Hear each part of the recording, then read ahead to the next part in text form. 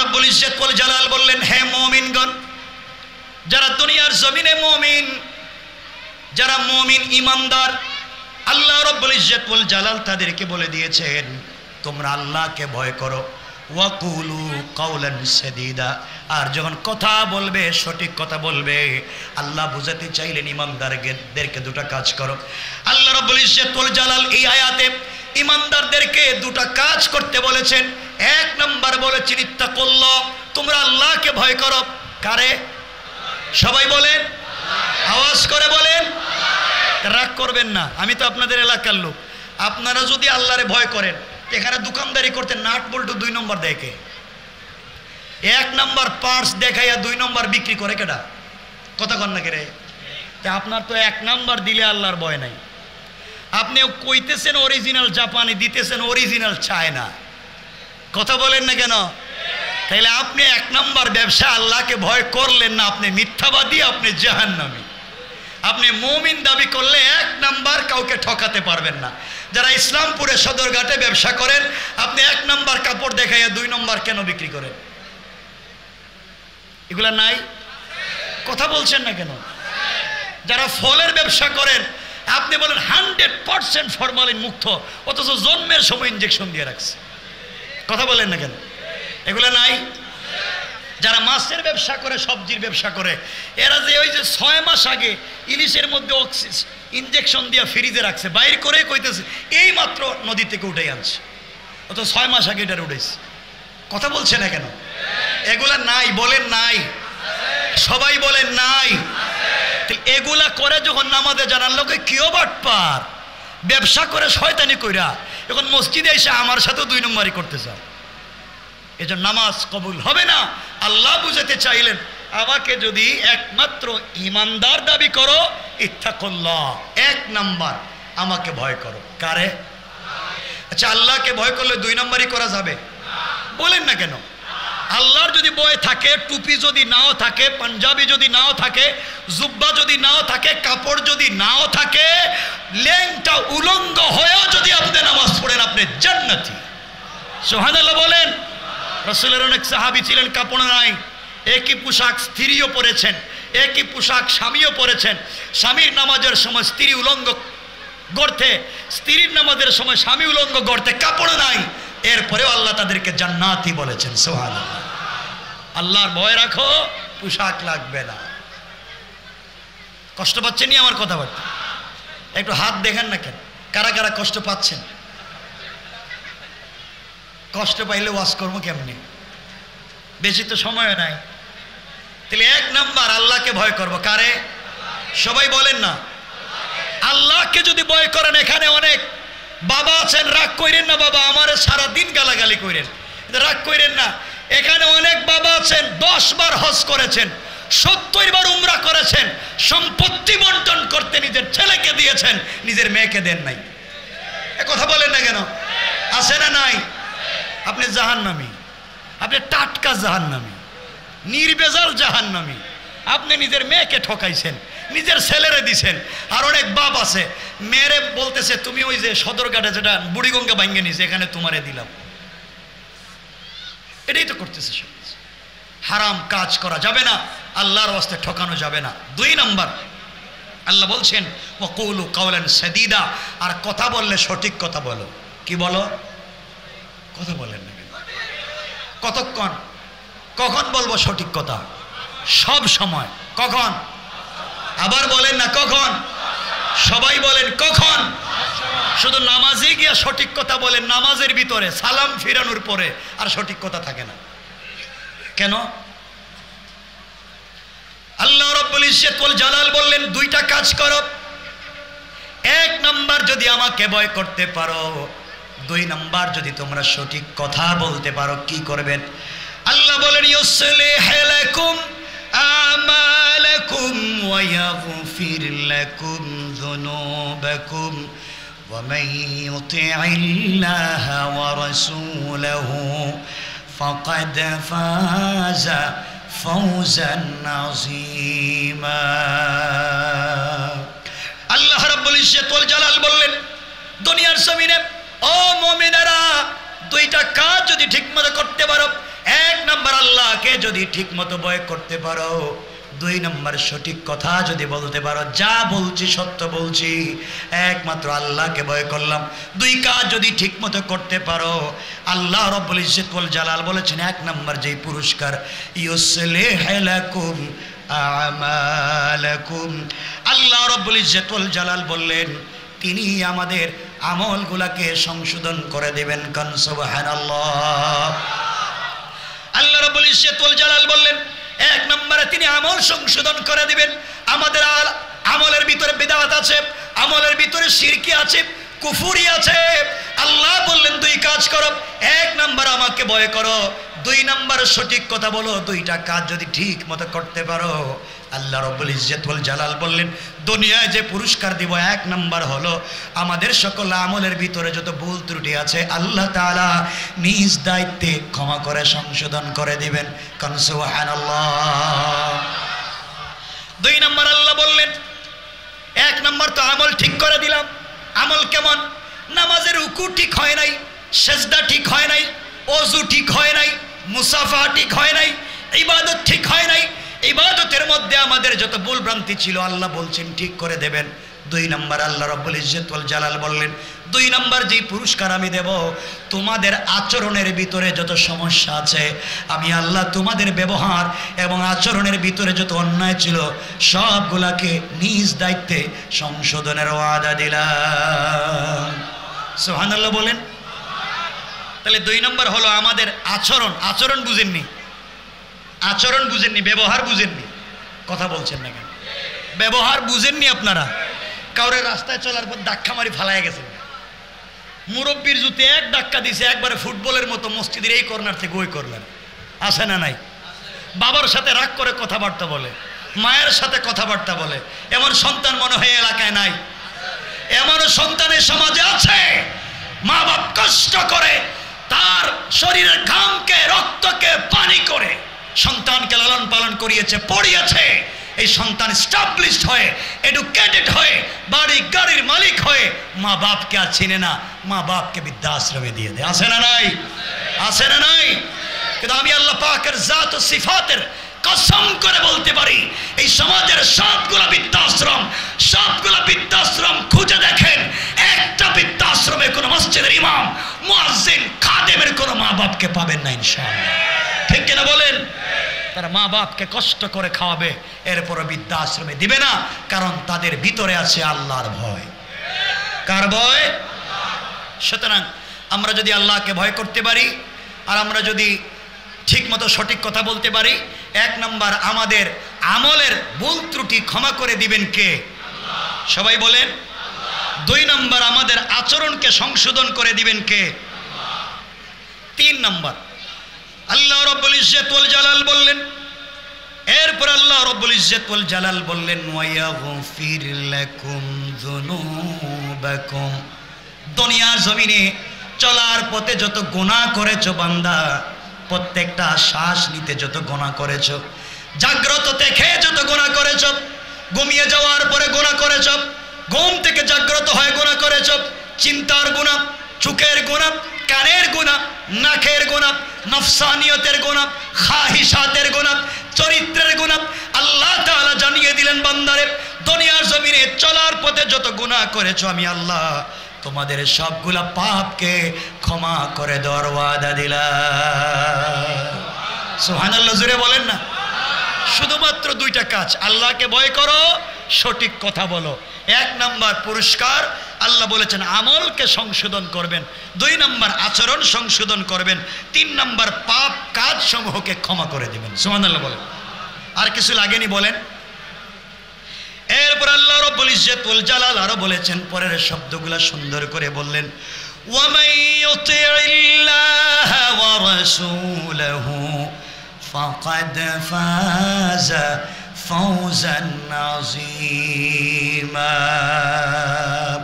আল্লাহ রাব্বুল ইজ্জত ওয়াল জালাল বললেন এরপরে যে ব্যক্তি আল্লাহ এবং তার রাসূলের আনুগত্য করবে, একমাত্র আল্লাহকে ভয় করবে, সঠিক কথা বলবে, আল্লাহ এবং তার রাসূলের আনুগত্য করবে, আল্লাহ তাআলা বললেন তার জন্য এমন সাফল্য অর্জিত হবে দুনিয়ার জমিনে কামিয়াব, ইন্তেকাল করলে জান্নাতুল ফিরদাউস। পড়েন সুবহানাল্লাহ। জোরে বলেন না সুবহানাল্লাহ। এজন্য জান্নাতে যেতে হলে বুজুর্গ আলেম হওয়া, বড় বড় বুজুর্গ হওয়া দরকার নাই। আমার আপনাদের চিনা ঘটনা, জানা ঘটনা। আজান শোয়ারটা না, অনেক সময় নেই, কমে গেছে। কষ্ট হচ্ছে না তো আপনাদের? আজানের সময় হয়ে যাচ্ছে, আমিও লম্বা করতে পারতেছি না। এখান থেকে আপনাদেরকে যে কথায় নিয়ে যেতে চাই, কোরআনে কারীমের সূরা আল মাআরিজের 8 নম্বর আয়াত। আমি এতক্ষণ যা বলছি, এতক্ষণ কথা বলছেন না কেন? আপনারা যদি কয়েক লাখ ওয়াজও আমার শুনেন, তো আমি তো কথা বলি। আমি এতক্ষণ যা বলছি, বলেন এতক্ষণ যা, সবাই বলেন না।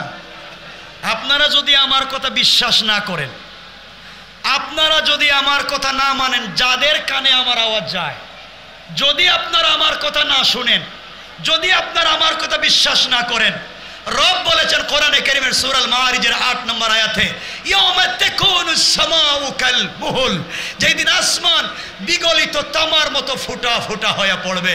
ওয়া তাকুনুল জিবালু কাল আইহিন, যেদিন পাহাড়গুলো রঙিন সুতার মতো উড়ে যাবে। আল্লাহ বলছেন ওই দিন বুঝবা আমার কথা সত্য ছিল কিনা। ওয়ালা ইয়াসালু হামিমুন হামিমা, কলিজার টুকরা বন্ধু পর্যন্ত বন্ধুর খবর নিবে না। যাকে ছাড়া আপনার চলে না, যাকে ছাড়া আপনার আনন্দ জমে না, যাকে ছাড়া আপনার আড্ডা জমে না, যাকে ছাড়া আপনার ঘুম হয় না, যাকে 24টা ঘন্টা শয়ন ও স্বপ্নে চিন্তা করেন, রব বলেছেন ওয়ালা ইয়াসালু হামিমুন হামিমা, কলিজার টুকরা বন্ধু পর্যন্ত বন্ধুর কাজে আসবে না। ওই দিন বুঝবা এতক্ষণ আমি যা বলছি তা মিথ্যা ছিল না।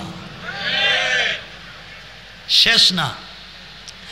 আপনি যে বন্ধুর পাল্লায় পড়ে আপনি নোংরামি করতেছেন, গুনার কাজ করতেছেন, জোয়ানেরা শোনো, আমিও তোমাদের মতো জোয়ান। আমিও চাইলে দাড়ি কেটে ফর্ম শেভ করে প্যান্ট শার্ট লাগিয়ে এখন যদি রাস্তা দিয়ে বাইরে সিনেমা হলে যাই, মনে হয় এসএসসি পরীক্ষা দিয়ে সিনেমা দেখতে যাইতেছি। তাকে ভুল বললাম? তাহলে আমিও পারি দাড়ি কেটে ফর্ম শেভ করে চলতে, আমারও তো ভাল লাগবে। কিন্তু মনে রাখবা, দিলকে বুঝাও, ও জোয়ানেরা দিলকে বুঝাও। তোমার মতো কত জোয়ান রাত্রে ঘুমাইছে তো সকালে লাশ, তোমার মতো কত জোয়ান পদ্মার পরে ইলিশ খাইতে নারিন্দাই দুলাই খাল থেকে বের হয়েছে মোটর সাইকেলে, যাওয়ার আগে লাশ। কথা বলেন না কেন? এজন্য দুনিয়াতে এভাবেই মনে রাখবা। কথা যদি বিশ্বাস না হয় শোনো, ইউবাসসিরুনহুম ইয়াওয়াদ্দুল মুজরিমু লাউ ইফতাদি মিন আযাবি ইয়াউমি ইযিন বিবানি। ও মুসলমানেরা, ওই দিন দেখবা যাদের জন্য তুমি ঠিকমতো নামাজ পড়ো নাই, ব্যবসা বাণিজ্য করতে সন্তানদেরকে পড়াতে, সন্তানদের জন্য বাড়িঘর করতে রাত দিন ব্যবসা বাণিজ্য করেছ, ঈদের দিন কাজ করেছ, বিদেশে সারাদিন সারা জিন্দেগি কাটিয়েছ, দিন শেষে সন্তানদেরকে ভালো বাড়ি, ভালো গাড়ি, ভালো বিজনেস রেখে গিয়েছ। রব বলেছেন ইউবাসসিরুনহুম ইয়াওয়াদ্দুল মুজরিমু লাউ ইফতাদি মিন আযাবি ইয়াউমি ইযিন বিবানি। তোমাকে যখন পিটানো হবে, সন্তান তোমার সামনে থাকবে, ইয়াউমি ইযিন বিবানি, সন্তান একবারও তাকাইয়া দেখবে না কারে পিটায়, কারে পিটায়। যেই সন্তানের জন্য আপনি কষ্ট করলেন, যেই সন্তানের জন্য জীবন যৌবন বিসর্জন করে দিচ্ছেন, ওই সন্তান পর্যন্ত আপনার খবর নিবে না। আপনি মনে করেছেন আপনার ভাই বোন, আপনার স্ত্রী কিয়ামতের দিন আপনার কাজে আসবে। পরের শব্দে আল্লাহ বলছেন ওয়া সাহিবাতিহি ওয়া আখি, শব্দে আল্লাহ বললেন তুমি মনে করেছো তোমার স্ত্রী তোমাকে বাঁচাবে। আল্লাহ রাব্বুল ইজ্জত ওয়াল জালাল বললেন না না, ওই দিন স্ত্রীকে পর্যন্ত আপনি পাবেন না। যার গলা না জড়ালে ঘুম আসে না, যে স্ত্রী তোমার কাছে বসে শরীরকে মুছে দেয়, পানি পান করিয়ে দেয়, কষ্ট হতে দেয় না, আল্লাহ রাব্বুল ইজ্জত ওয়াল জালাল বললেন কিয়ামতের দিনে ওই স্ত্রী পর্যন্ত কাজে আসবে না। আপনি বলবেন আল্লাহ তাআলা আমি ছিলাম বড় ভাই, আমার ভাই বোন ছোট ছিল, ভাই বোনদেরকে মানুষ করবার জন্য, বিদেশে পাঠাবার জন্য, চাকরি দেওয়ার জন্য রাত দিন ভাই বোনদের পিছনে সময় নষ্ট করেছি, ভাইদেরকে ভালো জায়গায় এস্টাবলিশ করেছি, বোনদেরকে ভালো জায়গায় বিয়ে দিয়েছি, ওগুলা করতে গিয়ে ঠিকমতো ইবাদত করতে পারি নাই। আল্লাহ বললেন মুসাহিবাতিহি ওয়া আখি, ওই দিন তোমার ভাই বোন পর্যন্ত কাজে আসবে না। আপনি মনে করেছেন আপনার দলের লিডার, আপনার পঞ্চায়েতের মুরব্বী, আপনার গ্রামের মুরব্বী, আপনার বাড়ির মুরব্বী কিয়ামতের দিন আপনাকে বাঁচাবে, মনে আসতে পারে। আল্লাহ রাব্বুল ইজ্জত ওয়াল জালাল পরের শব্দে বলে দিলেন ওয়া ফাসিলাতিহিল্লাতী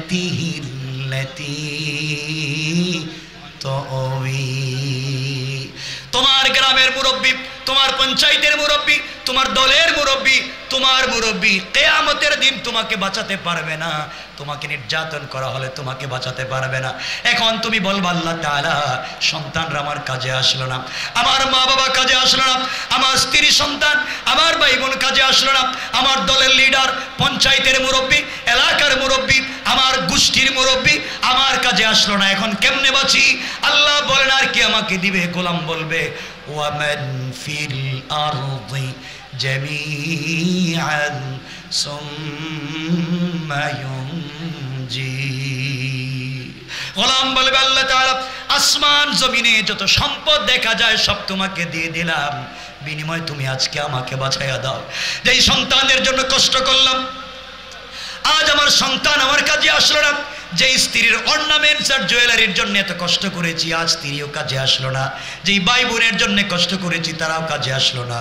যেই দলের লিডার, গোষ্ঠীর মুরব্বীর জন্য কষ্ট করেছি, তারাও কাজে আসলো না। আল্লাহ তাআলা আসমান জমিনে যা আছে সব তুমি নিয়ে নাও, বিনিময় তুমি আমাকে বাঁচাইয়া দাও। আল্লাহ বলবেন বান্দারে তোর সব দেওয়া কি শেষ? বান্দা বলবে আল্লাহ আর কি দিব, আমার তো কিছু নাই। আল্লাহ বলবেন এবার আমার কথা শোনো। আল্লাহ জবাব দিতে থাকবেন, রাগ করে বলবেন কাল্লা ইন্নাহা লাযা। আল্লাহ বলবেন কখনো না, কাল্লা কখনো না, ইন্নাহা লাযা, আজকে তোমাকে শাস্তি পাওয়াই লাগবে। আগুন দিয়ে তোমাকে জ্বালাবো। কেমন আগুন দিয়ে জ্বালাবেন? নাযাআতাল লিশাওয়া, যে আগুনে চামড়া জ্বালায়, হাড্ডি জ্বালায়, গোশত জ্বালায়, কিন্তু রূহকে জ্বালায় না। আল্লাহ বলছেন এই আগুন দিয়ে আমাদেরকে জ্বালাবেন। কেমনে?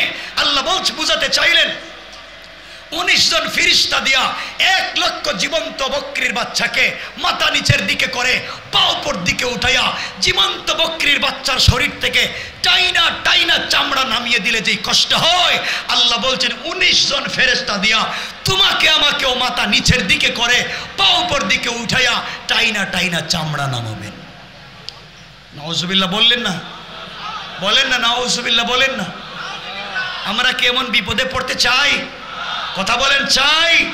তাহলে ভয় করব কাকে? সঠিক কথা বলবো তো ইনশাআল্লাহ। বলেন না ইনশাআল্লাহ? সঠিক কথা তো বলবেন ঠিকই, কিন্তু কোন জায়গায় সঠিক কথা বলতে না পারলে সবাই পারে ইমাম সাহেবের সাথে। কথা কেন? মসজিদের ইমাম সাহেব, মুয়াজ্জিন আর খাদেম, এদের সাথে সবাই পারে। যে বেচারা বউর সাথেও পারে না, হেও এই জায়গায় পারে। যে রাজনীতির কোন জায়গায় লাইন পায় না, হে মসজিদে এসে রাজনীতি করে। কথা বলছেন না কেন? রাখবেন আল্লাহর ঘর, আল্লাহর ঘরকে স্বচ্ছ রাখবেন। আল্লাহর ঘরের সাথে বেয়াদবি আর আলিম উলামাদের সম্মান এবং সম্মানের ব্যাপারে বেয়াদবি, কিয়ামতের দিন আল্লাহর আদালতে জবাব দেওয়া লাগবে, জবাব দেওয়া লাগবে। ঠিক কিনা বলেন? পুরো মহল্লা মিলে কয়েক লাখ টাকা শুধু বাচ্চাদের প্রাইভেটের পিছনে খরচ হয় প্রত্যেক মাসে। এক বিল্ডিং থেকেই দেখবেন কয়েক লাখ টাকা জায়গা প্রাইভেট বাচ্চাদের পিছনে খরচ, আর পুরো মহল্লায় মিলে ইমামের বেতন নাই। কথা কয় না কেন? এরা মনে মনে চিন্তা করতেছে হুজুর আইসা কি আবার উল্টা পাল্টা বলতেছে নাকি? তা উল্টা বলতেছে। এটাই তো সমাজের বাস্তবতা। আল্লাহ আমাদের হেফাজত করে, বলেন আমিন। আপনাদেরকে ছোট্ট একটা ঘটনার দিকে নিয়ে আলোচনাকে শেষ করব, কারণ 8টা হয়ে গেছে। আমি এতক্ষণে যা বললাম সব বুঝাইয়া বলতে চাইলাম। যদি সঠিক কথা বলেন, আল্লাহকে ভয় করেন, আল্লাহ দুনিয়ার জমিনে আপনাকে জান্নাতি বানাইয়া দিতে পারে। আমার মুসলমান বন্দেগান গভীর মনোযোগ। এই দুনিয়ার জমিনে একজন আল্লাহর বুজুর্গ আলেম, যার নাম ছিল ইমামে আহমদ ইবনে হাম্বল রহমতুল্লাহ আলাইহি। আল্লামা জুলফিকার নকশবন্দি খুতুবাতে জুলফিকারের ভিতরে চমৎকার করে যেই কথাগুলো বলেছেন, আপনাদের কাছে ছোট্ট করে সেই কথাগুলো বলে দেই। আল্লামা জুলফিকার নকশবন্দি খুতুবাতে জুলফিকারে ইমামে আহমদ ইবনে হাম্বল রহমতুল্লাহ আলাইহির জিন্দেগি থেকে ছোট্ট একটা ঘটনা নিয়ে এসেছেন।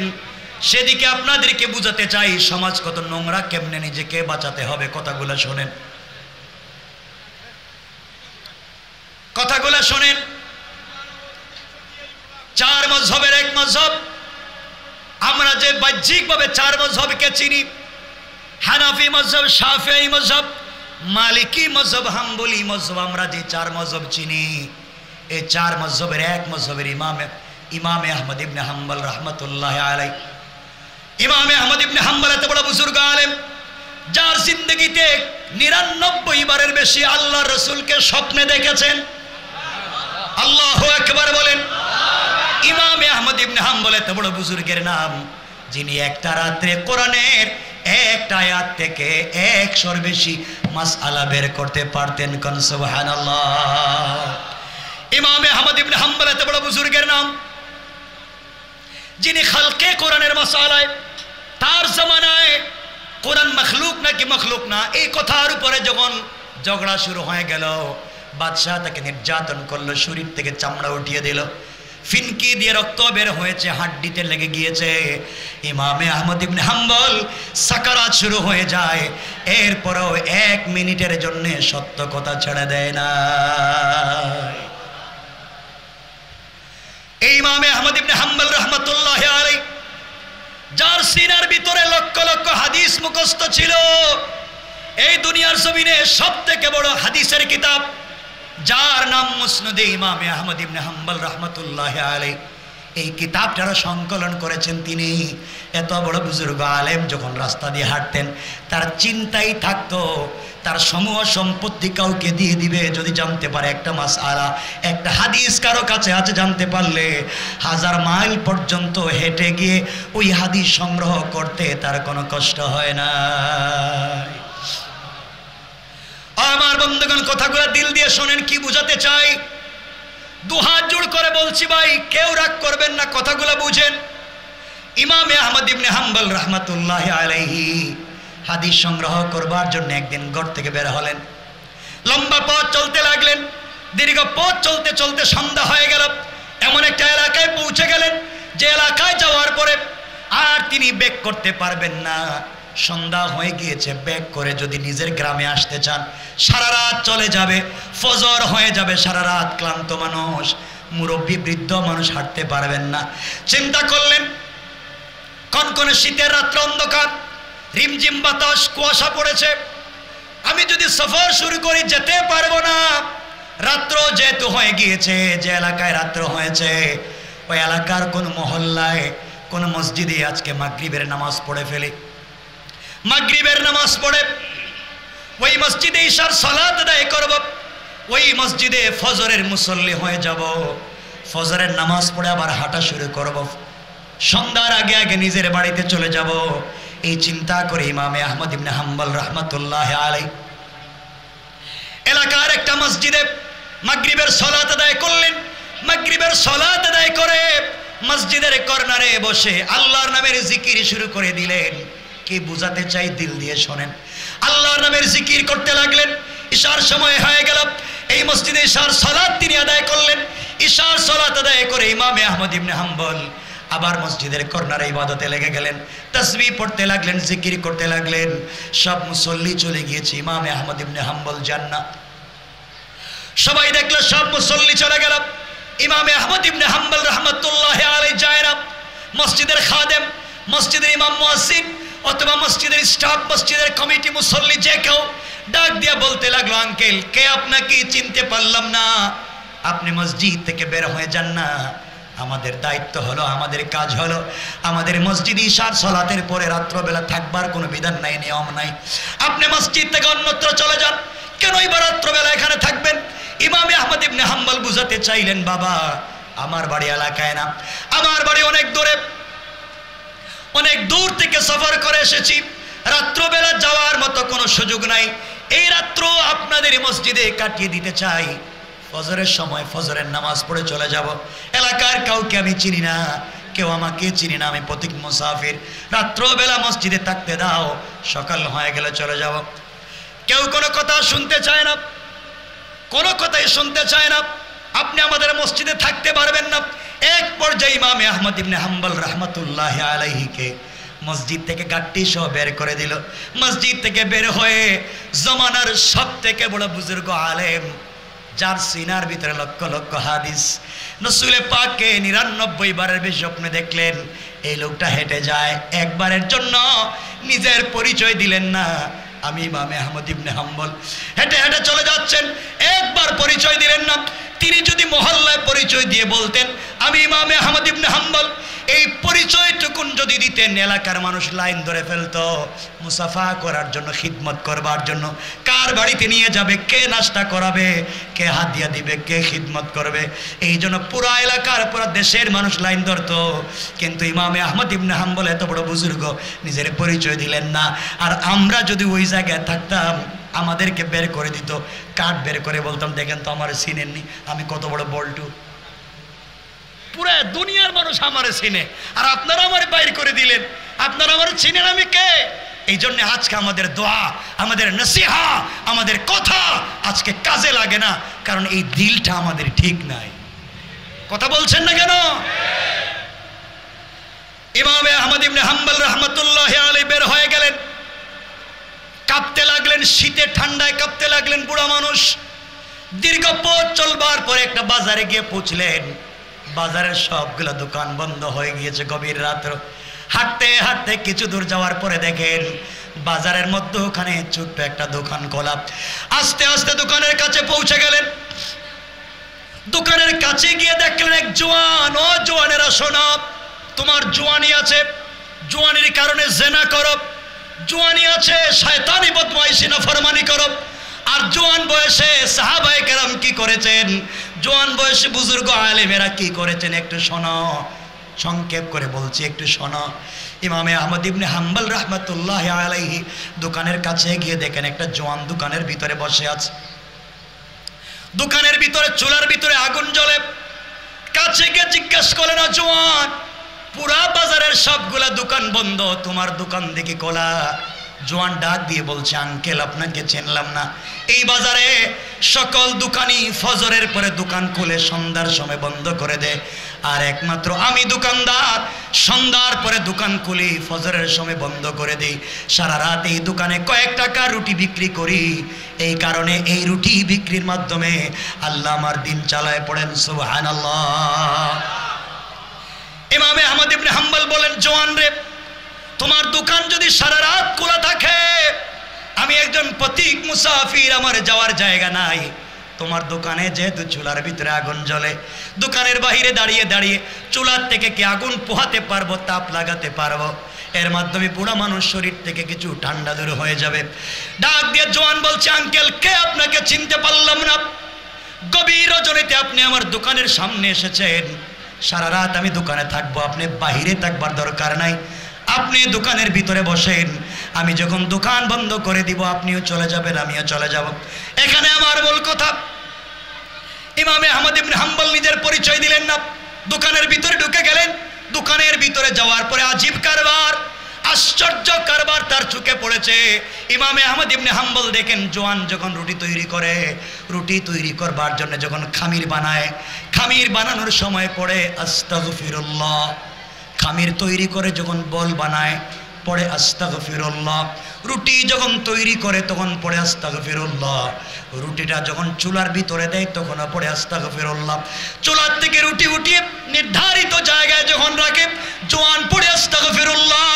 ইমামে আহমদ ইবনে হাম্বল আশ্চর্য, জওয়ান কোনো কথা পর্যন্ত বলে না, শুধু আস্তাগফিরুল্লাহ আস্তাগফিরুল্লাহ বলে। কারণ কি, আর নিজেকে সামলিয়ে রাখতে পারলেন না।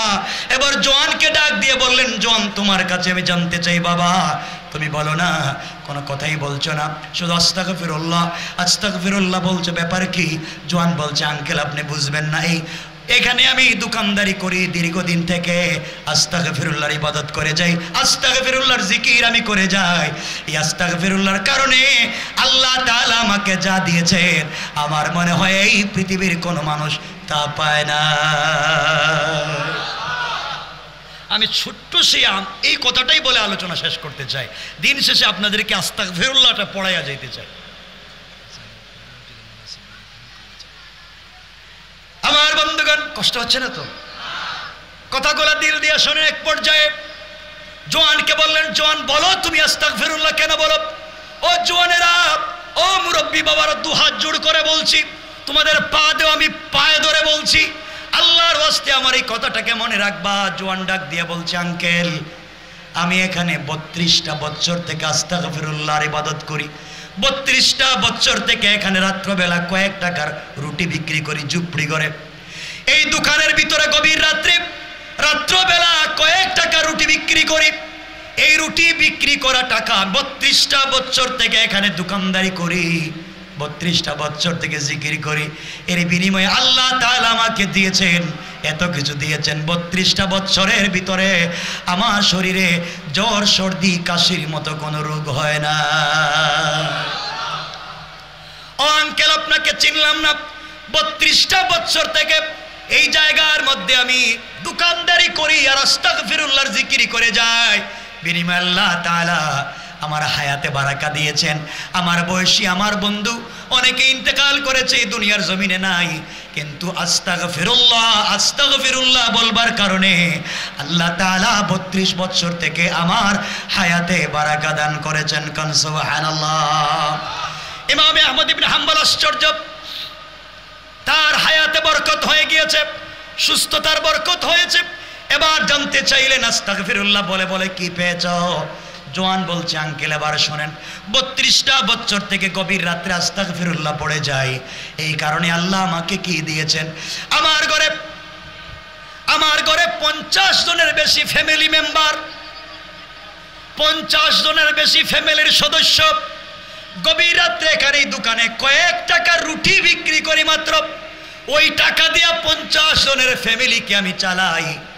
এলাকার মসজিদ মাদ্রাসায় দান করি, অসহায় গরিব মিসকিন মানুষকে দান করি, আত্মীয় স্বজনকে দান করি।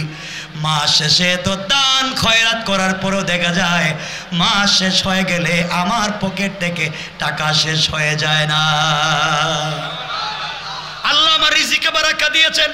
ইমাম আহমদ ইবনে হাম্বল তো আশ্চর্য, জোয়ানকে বললেন, জোয়ান জানতে চাই বাবা আর কি পেয়েছো? জোয়ান বলতেছে, আঙ্কেল এবার শোনেন, 32টা বছর থেকে এখানে আস্তাগফিরুল্লাহ পড়ি, আল্লাহ আমাকে তো ইজ্জত দিয়েছে, এলাকার মহল্লার মানুষ আমার কাছে দোয়া চায়, আমি এলাকার মানুষের জন্য দোয়া করি, হাত উঠাতে দেরি হয়, আল্লাহ তাআলা আমার দোয়া কবুল করতে দেরি হয় না। আঙ্কেল সব থেকে বড় হলো 32টা বছর থেকে আমার জন্যে, আমার পরিবারের জন্য, আমার নিজের জন্য যত দোয়া করছি আল্লাহ তাআলা একটা দোয়াকেও ফিরাইয়া দেয় না। ইমাম আহমদ ইবনে হাম্বল আশ্চর্য, তাহলে তুমি মুস্তাজাবুদ দাওয়া? জোয়ান বলছে, মুস্তাজাবুদ দাওয়া কি না আমি জানি না, কিন্তু আল্লাহ তাআলা আমার কোনো দোয়া ফিরাইয়া দেয় না। ইমাম আহমদ ইবনে হাম্বল বলেন, আর কি? এবার যুবক বলছে, আঙ্কেল এবার শোনেন, 32টা বছর থেকে আস্তাগফিরুল্লাহর জিকির আমি করে যাই, আল্লাহ তাআলা 32টা বছরে এই জমিনে আমাকে 35 বারের বেশি রাসূলে পাককে স্বপ্নে দেখার সুযোগ দিয়েছে। আল্লাহু আকবার। ইমাম আহমদ ইবনে হাম্বল আশ্চর্য, শুধু আস্তাগফিরুল্লাহ পড়ো এত কিছু পেয়েছো? যুবক, তোমার সব দোয়া কবুল, হায়াতে বরকত, রিজিকে বরকত, সুস্থতায় বরকত, টাকা পয়সায় বরকত, নবীজিকে স্বপ্নে দেখেছ, মুস্তাজাবুদ দাওয়া, সব দোয়া তোমার কবুল হয়ে যায়। শুধু ইস্তেগফার, আস্তাগফিরুল্লাহ আস্তাগফিরুল্লাহ আস্তাগফিরুল্লাহর কারণে। যুবক জানতে চাই, বলো তোমার জিন্দগিতে কি কোনো কষ্ট নাই? তোমার জিন্দগিতে কি কোনো দোয়া কবুল হয় নাই? এমন কোনো ঘটনা ঘটে নাই? না সব দোয়া কবুল? বলো না তুমি আস্তাগফিরুল্লাহ, বলো কেন? জোয়ান বলছে, আঙ্কেল তাহলে শোনেন, আমি যখন রুটি তৈরি করি সবাইকে সমান করে রুটি তৈরি করে দিতে পারি না। কারো রুটি হালকা বড় হয়ে যায়, কারো রুটি হালকা ছোট হয়ে যায়, কারো রুটি হালকা পাতলা হয়ে যায়, কারো রুটি হালকা ভারী হয়ে যায়, কারো রুটি হালকা কাঁচা থেকে যায়, কারোটা শক্ত হয়ে যায়। আমি সমান করে দিতে পারি না। এই যে সমান করে দিতে পারলাম না, এই জন্য সবার কাছ থেকে কিন্তু টাকা সমান নেই, সবাইকে সমান করে দিতে পারলাম না। আল্লাহর কাছে এই জন্য দোয়া করি, আমি যে ভুল করলাম অনিচ্ছা সত্ত্বে আল্লাহ যেন আমাকে ক্ষমা করে দেয়। আল্লাহ ক্ষমা তো করে দিয়েছে মনে হয়, আর এমন করে দিয়েছে আমার সব দোয়াকে কবুল করে নে। এই জন্য আমার কথাকে কষ্ট পাইয়েন না। এই যে বলছি দুলাই খেলে আপনারা নাট বল্টু উল্টাপাল্টা করেন, আপনারা তো আমারই ভাই, যারা ইসলাম করে বললাম এই কথা শুধু বুঝাবার জন্যে যে আমরা আসলে এগুলো করে ফেলি, আমাদের অনিচ্ছা সত্ত্বে হয়ে যায়, কোনো সময় ইচ্ছায় হয়ে যায়। আমি বুঝাতে চাইলাম যে যে সেক্টরে থাকেন আল্লাহর ওয়াস্তে আমরা বেইনসাফি করব না, অন্যায় করব না, আমানতের খেয়ানত করব না। রাসূল বলেছেন, যারা আমানতের খেয়ানত করে তাদের কোনো ধর্ম নাই, দিন নাই। লা ঈমান লিমান লা আমানাত লা, যার ঈমানই নাই, যে আমানত রক্ষা করতে পারলো না। এজন্য আমরা পারবো তো ইনশাআল্লাহ? বলেন না ইনশাআল্লাহ?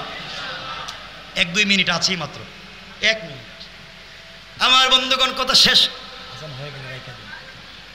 আজান হয়ে গেলে আমি রেখে দিব, লম্বা করবো না। আর ঘটনা তো লম্বা হয়ে যাবে, যেন সামনের দিকে যাবো না। আমার বন্ধুগণ কথাটা বলতে চাই, 1 মিনিটে শোনেন। ইমামে আহমদ ইবনে হাম্বল বলেন, জওয়ান তোমার কাছে জানতে চাই, জীবনে তোমার কোনো দোয়া কি কবুল হয় নাই? এবার যুবক বলছে, আঙ্কেল আপনি আমার কষ্টের কথা মনে করে দিয়েছেন। আমার এই 32 বছরের জীবনে আল্লাহর কাছে যা চাইছে সব আল্লাহ আমারে দিছে, সকল দোয়া কবুল করেছে। পাবলিকের জন্য, এলাকাবাসীর জন্য, দুনিয়ার মানুষের জন্য যত দোয়া করেছি আল্লাহ তাআলা আমার সব দোয়াকে কবুল করছে, কিন্তু একটা দোয়া আল্লাহ কবুল করে নাই, কষ্টটা রয়ে গেল। 32টা বছর থেকে দোয়া করি, একটা দোয়া আল্লাহ কবুল করলো না, সব আমাকে দিল। আজকে কমপক্ষে 5 বার দোয়া করছি, আল্লাহ সব দোয়া কবুল করে, ছোট্ট একটা দোয়া কবুল করে না। ইমামে আহমদ ইবনে হাম্বল বললেন, জওয়ান রে জানতে চাই কি দোয়া কবুল হলো না? এবার যুবক বলছে, আঙ্কেল আল্লাহর কাছে যা চাইলাম সব পাইলাম, আল্লাহকে শুধু আমি বলেছি, আল্লাহ তাআলা আমি শুনেছি এই জামানার সবথেকে বড় আলেমের নাম ইমামে আহমদ ইবনে হাম্বল। আমি শুনেছি তার মতো এত বড় আলেম, যার সিনায় লক্ষ লক্ষ হাদিস, যিনি মুস্তাজাবুদ দাওয়া, খালকে কোরআনের মাসালায় জীবন দিয়েছেন, জীবন দিতে চেয়েছেন, এরপরেও তিনি এক চুলও মিথ্যা কথা বলেন নাই। একটা নজর আমি তাকে দেখতে চাই। 32টা বছর থেকে আল্লাহর কাছে আমি দোয়া করি, আল্লাহ আমার সব দোয়া কবুল করেছে, কিন্তু ইমামে আহমদ ইবনে হাম্বলকে দেখবার দোয়া কবুল করে নাই। ইমামে আহমদ ইবনে হাম্বল সহ্য করতে পারলেন না। এবার তিনি বুঝতে পারলেন আল্লাহ তাআলা তাকে এখানে কেন নিয়ে এসেছে। তিনি চিন্তায় পড়ে গেলেন, চোখের পানি ছেড়ে দিলেন। যুবক ডাক দিয়ে বলছে, আঙ্কেল আপনাকে চিনলাম না, আল্লাহ আমার সব দোয়া কবুল করেছে, এটা করে নাই। এবার ইমামে আহমদ ইবনে হাম্বল কান্না করে বলছেন, যুবক রে আল্লাহ তোমার এই দোয়াকে কবুল করেছেন। ইমামে আহমদ ইবনে হাম্বলকে আল্লাহ তাআলা আজকে ঘর থেকে বের করে সারাদিন সফর করাইয়া, একটা মসজিদে মাগরিবের সালাত পড়াইয়া, ইশার সালাত পড়াইয়া, ইমামে আহমদ ইবনে হাম্বল সিদ্ধান্ত নিয়েছেন এই মসজিদে তিনি ফজরের সালাত পড়বেন। আর আল্লাহ তাআলা ইমামে আহমদ ইবনে হাম্বলকে মসজিদ থেকে বের করে সারা রাত হাঁটাইয়া, অন্ধকার রাস্তায় হাঁটাইয়া তোমার দোকানের সামনে এনে, তোমার দোকানের ভিতরে ঢুকাইয়া, তোমার সামনে দাঁড় করাইয়া, যেই মুরব্বিটা দাঁড়িয়ে দাঁড়িয়ে কথা বলতেছে সে আর কেউ না, আমি হলাম হতভাগা ইমামে আহমদ ইবনে হাম্বল। আল্লাহু আকবার বলেন। আজান হয়ে গিয়েছে, কথা এখানেই থাক। আমার জন্য দোয়া চাই, আপনাদের জন্য দিল থেকে দোয়া থাকবে। আপনারা পুরো আলোচনা শুনে যাবেন আর আমার জন্য দোয়া করবেন।